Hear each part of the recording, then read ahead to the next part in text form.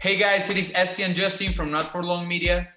If you like the video you're about to watch, be sure to like the video itself and subscribe to our channel. We really appreciate it. Enjoy the video and also don't forget to follow us on our socials at Not For Long Media on Twitter, Instagram, and Facebook. Let's cut right to the chase here. We have an NFL legend on the podcast. I mean, I think it's safe to say there's a lot of numbers here that I could throw around. This is year what for you, JJ Jansen? 14. Year 14. So he's the old guy. He's the old guy on the podcast. 14 years in the NFL. All of them with the Panthers other than one. Rookie year was in Green Bay. I had the fortune to be teammates with Brett Favre for one day. He came in. I was like, oh, this is going to be pretty cool. Like, get to be a teammate with Brett Favre. And he was traded to the Jets the next day. That was at a time when Packer fans did not love Aaron Rodgers because he was replacing a legend. I don't think you could find anybody in Green Bay that would ever admit that they were part of that group 13 years ago. But what was it like coming into the Packers, knowing that the Brett Favre just experience, right, legendary career was coming to an end? It was pretty wild. You know, the winner before on my birthday was the NFC Championship game that he throws the interception in overtime versus the Giants. Giants go to the Super Bowl and beat New England. So I walked into a team that was 13-3, gone to the NFC Championship game, and all that stuff with Favre started to happen. He retired again or said he was going to retire again, and they'd handed the keys to Aaron. And so the whole OTAs, beginning of training camp, it was the Aaron Rodgers show, and he was kind of given the keys to the kingdom. And then all of a sudden, Brett says, hey, I'm coming back. And it was chaos there for 3-4 days, and people screaming at Aaron on the practice field. He took, it had nothing to do with him, but he took the brunt of a lot of the hate between him and Ted Thompson and Mike McCarthy. And I think it all worked out for everybody in the end. But for 4 or 5 days as a young kid just trying to learn the way of the NFL, was a little bit like, man, this is a pretty nasty business. You just kind of keep your head down and stay out of the way. But it was a wild week there in Green Bay. So what was the transition like from Green Bay to Carolina? Because obviously this is the place you call home. This is the place you're raising your family. This is a place that you'll probably live, I'm assuming, for the rest of your days, and a place that's been really good to you and your family. So the transition from I'm a Green Bay Packer to, at that time, a newer franchise in the NFL, the Carolina Panthers. So it was really funny too, because I stepped into a team where 13-3. I got hurt my rookie year, and we went 6-10, and Carolina went 12-4 and was the 2 seed in the NFC playoffs. So I got traded to Carolina in April of 2009, and I'm like, oh my goodness, like I'm going to a 12-4 team. The next year, the Packers went 10-6, lost that epic playoff game to the Cardinals, 52-49 or whatever it ended up being, something crazy like that, 51-45. And we were 8-8 and barely got to 8-8. And the next year, the Packers won the Super Bowl, and we went 2-14. So it's sort of like on these wild trajectories. Fell in love with Charlotte, fell in love with the people. The first 3-4 years here were pretty rough, but in the process of that, we drafted Cam number 1. And it's kind of starting in end of 2012 into 2013, the team started really getting solidified, playing better. Fans kind of rallied around us. So the football was really fun, kind of getting into the end of 2012. And by that time, we found out we were pregnant with our first, and kind of began to set down roots. So that was kind of a special time. We're originally from Phoenix. We're used to dry heat, the humid, the 4 seasons. Like, there was just a lot of difference that we enjoyed. And we've loved Charlotte, and been here ever since. And like you said, we'll be here for a long time. It is a tremendous place. I'm lucky to call this home for me part-time of the year as well when I'm in season. And I love it. Hope I'm here for as long as you are. The chances of that are not as good. I will say that though. But hey, you know what, as a specialist, I'm sure you're thinking, and obviously a highly touted one and a guy that was traded, and you think you're going to be around forever. But specialists, as you know, it's a grueling process. We're both represented by Pro Star Sports, Paul and Warren and John and the gang there. And I hear a lot of stories, right? They represent a ton of specialists. So what's that like, the revolving door of being a specialist in the NFL? The nice part is that as a long snapper, it seems like if you're pretty good, you can get in, you can kind of stick around for a team for 8-10 years. If you're doing your job well, and the guys, and there isn't too much organizational turnover. A lot different, like for a kicker, for instance, every year you'll see a handful of guys. Kickers are really, really good, hit a blip, 2, 3, 4 game stretch, and just the nature of the position, those guys get turned over a little bit. So kicker's a little different. Punter's a little more like long snapper. You're kind of judged more on a year-to-year basis. Kicker's tough. You're kind of almost judged. At best, it's month to month, and it's really can be game to game. But there's pros and cons to it, right? Like as a long snapper, you can have a lot of longevity. You can be around an organization for a while, and sort of, I don't want to say be an afterthought, but it's not a top priority. So if you're doing really well, you can kind of be left alone, which is really nice. It's nice to be kind of left, for a really long time to kind of just keep honing your craft. I don't have to keep relearning what this coach wants or that coach wants, because it's a pretty specialized deal. And so that's been really nice especially when you kind of compare what most people's family lives have to be with the NFL, where it's really, year to year, you might be on a new roster every year. As a snapper, you have an opportunity, if you can get in, to have some longevity. Last question for me, and then we'll send it over to JA. And again, this is just a preview of what our real episode is going to be with JJ, because there's so much we can get into. JJ is the player in the locker room where you want to debate, talk, have a good time over a little bit of a meal, and just really peel back the onion, for a lack of a better term, on so many different things. Really, truly. That's the best part about the locker room, though. Oh yeah. Is we're able to talk about, issues across the country and have that forum where we have people from all different backgrounds. So that's why I love it. We will get JJ on this podcast before the end of the season, and we will definitely go over an hour. But last one for me, at least, absolutely. Let's talk about your weekly process, because it's unique. It's different than everyone else's. It's different than every position. It's probably different than every long snappers. It's not like you have a long snapper in the building you can learn from. For me, I've had some great tight ends over the years where I've been able to follow what they do, how they do it. I've taken a little bit from every single one. There's always a positive in any great player, whether you think they have a good process or not.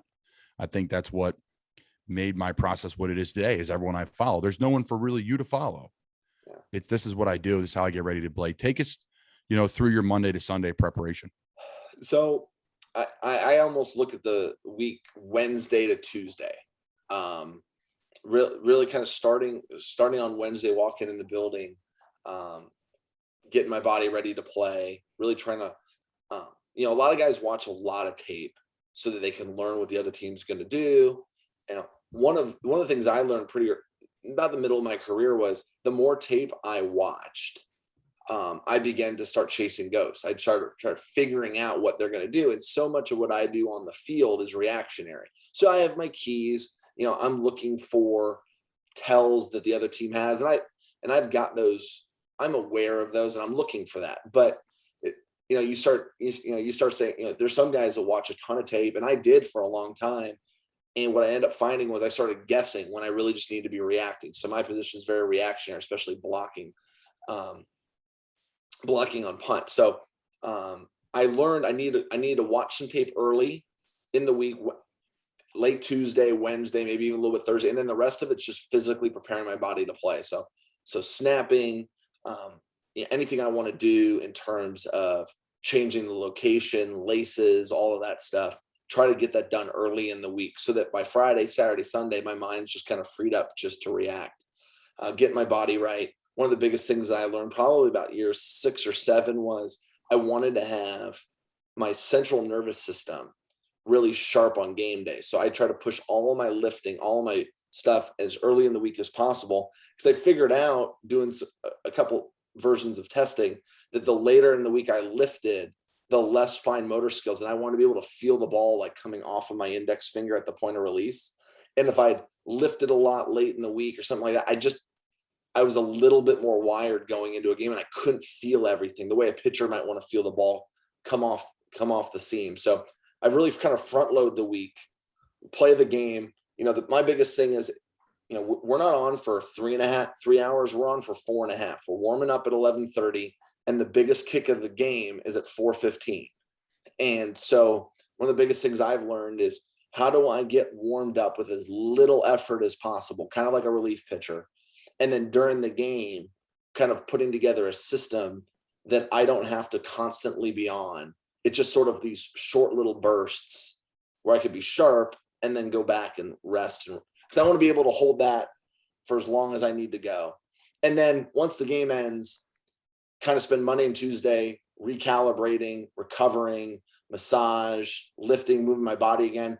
And then I don't really start on the next week till Wednesday. Some guys start on the next week Monday. I kind of always looked at it as kind of a Wednesday to Tuesday where the game isn't the end of the week, that there's still a lot of recovery and stuff that I kind of put back to last week. So that's kind of the brief overview and stuff that I've learned along the way. I haven't been able to learn from other long snappers, but I've learned a lot from the kickers, punters, quarterbacks, kind of all the other guys doing fine motor skills. What is it that they think about? And then just try to adapt it to snapping. Love that. All right, let's do some rapid fire as we kind of wrap up here. So JJ, you've had an incredible run in Carolina, the second most career games as a Panther. I think you're the oldest guy on the team. Do you feel like you're the oldest member of the team? No, in fact, these guys all feel like my peers. The weird part was when I started comparing ages and realized some of them are closer in age to my oldest son than to me. That's when I start to feel a little bit old. But other than that, they feel like my peers. Hopefully they feel like I'm a peer and not an old guy. I try to shave, kind of keep the grays out of my beard, but you're all teammates. You're in a locker room and you form a bond that you all feel like you're about the same age. But I'm 35. Some of the guys that they drafted were 20. So they look at me weird when I say, I listened to this when I was high school, and they're like, I remember my parents listening to it. I was like, oh my gosh, like I'm probably close to your parents. It's not that big of an age gap. Not that big, but for a few guys it is. Yeah. Yeah. So I saw your batting practice video last month when you guys went over next door to the Charlotte Knights. Dingers only, JJ. I mean, the power you displayed was incredible. Did that come from your time growing up in Arizona? Yeah, I played baseball my whole life. Kind of picked up long snapping as a way to hang out with my baseball friends that played on the football team. So I always say I'm a baseball player that's playing football. It's helped me in some of the football stuff because I can sort of think, like you heard me say, like I think of myself as a relief pitcher. Like I get into that mindset, a lot of standing around, sitting around for 20 seconds of like white knuckle. Here we go. But that was a blast for me. I coach our youth baseball team, and so I got a little street cred because they think I'm a football player, and I'm like, guys, I know way more about baseball than I do about football, and they just don't believe me. So it helped a little bit. The sound of the ball off the bat in that video, I mean, that was beautiful. You played at Notre Dame with Brady Quinn. Mm-hmm. First of all, amazing hair. Did he throw the prettiest spiral of all time? I don't remember. Probably a good thing though. If you remember, then you'd be like, it was a horrible spiral. So maybe it just was always good. That's probably true. I love watching Tom Brady throw a pass. So in my mind, that's like the only beautiful spiral that exists. But as a college kid, Brady was a year older, a buddy of mine. Like the thing I remember most about Brady was how strong he was. Most of the guys you were playing against, they might've been fast or whatever, but like Brady was just so physically strong and threw the ball like a rocket. I don't really remember the spiral. I remember he threw it really hard. I'm just throwing that out there. If you want to go back and watch some Brady Quinn college highlights, the paint on the ball makes it look incredible. So just throwing that out there. I've not thought about that. I think we were all mesmerized by Jeff Samardzij's hair. That was kind of a big deal for the last couple of years. So his flowing locks were probably more captivating than the spirals. A Jeff Samardzij shout out. He was my holder. He really wasn't that good as a holder, but he was fantastic for me because he'd catch everything. So That was super easy. That was fun. Unreal athlete. So did the FSU and the Toledo games, Notre Dame alum talking here, did that scare you a little bit? What are your thoughts on the Irish here this year? I've been a little bit nervous. In the locker room, everyone likes to take a shot at Notre Dame. So this whole week I was going around. Of course, it's going to bite me in the butt. But since 2018, Notre Dame is 47-5, and the 5 losses are 2 to Clemson, 1 to Georgia, 1 to Alabama, and 1 at Michigan. So in general, I don't worry too much about the Irish. I figure we probably get everyone's best shot. That being said, I'd like to feel like we'd blow some teams out, but this sort of feels like a 10-11 win Notre Dame, and maybe not a 12-0 run the table college playoff team. That's what it feels like. I hope I'm wrong. Hopefully it's beat everybody, but maybe a loss or two in there. This might be a dumb question, but how long can you snap a ball? What's your I furthest don't snap? actually know, and I don't really want to find out. I wanted to catch it at 15 and just we were done with it. Okay. But I'd venture to guess I could probably snap it 30, 35 yards. Like if I really got into it, got the right angle. But, I always get a little jealous. Guys will do like the Guinness Book of World Records, and little guys will do that stuff. And I've never done it. I probably should. But I'm not that far away. Who's the best, besides you, who's the best snapper on the team? I think he's on the podcast with us today. What? Colin Thompson. Absolutely. No. Here's the thing. You may have to edit this out because we can't it's like in a good army, like you can't know like who's in charge. Like Colin's our backup. We can't ever like let anyone else know because they could take me out. They take him out too. I used to have the argument for years that Greg Olson he always said that he was a better snapper than me, but he'd only go in for the really important ones. He'd let all the less important snaps fall to me. So, but Colin's probably our guy. I don't know who else. I don't even know who else really snaps. Thank you. That's very humbling. Very humbling. He just moves a finger or two around. See, the problem that Colin's got is he's blocking everybody. So his fingers get swollen up and they start getting a little if you want, like Colin watches me, like if I start to go down, like I just like protect my hands. Like I don't want anyone stepping on me. Like he doesn't have that luxury through the course of a season to protect his hands. No, that luxury does not exist, but I am not a reliever by any means. I'm like definitely not a reliever. I don't even know why. I'm the young kid in right field. They stick him there, because definitely not a reliever, definitely not a specialist. The specialists are, they're rare breeds, man. What you guys have to do and the focus you have to have. And I can build up momentum after a game, but you guys you could possibly not even play in the first half, right? Or you could maybe have 2 snaps the entire game or whatever it may be, or you may snap 20 times. What's the most you snapped in a game, JJ? Most I've snapped, I think I have this somewhere. It's like 14 or 15 is the most. We played a playoff game. I only had 4 snaps. So the whole game was like 4 reps and I was done. Just kind of the way the game goes. If the offense has long drives, like we played in Houston. I only had 7 reps. And so it just kind of depends on the game. But then other games you get some penalties, you get some short drives, and all of a sudden it's like you had 9 reps in the first half and I feel exhausted. And these guys have run 50 plays and I'm exhausted at 9, but they're probably in peak physical condition. Well, I don't know about that, but we're trying. JJ Jansen, I'll see you tomorrow at work, buddy. And really appreciate you coming on again. This is just a preview because we're going to go for about an hour with JJ, and it's going to be definitely one of our most listened and enjoyed one because he's got a tremendous story and got tremendous values, and lucky to call you a friend and a teammate. And we appreciate you coming on here at Not For Long Media. Guys, this was great. I appreciate that. Now I get one of the hats, right? Correct. That's awesome. Guys, thank you so much for having me. I appreciate it. Thank you, man. We'll talk to you soon. All right. Sounds good. Thanks, JJ.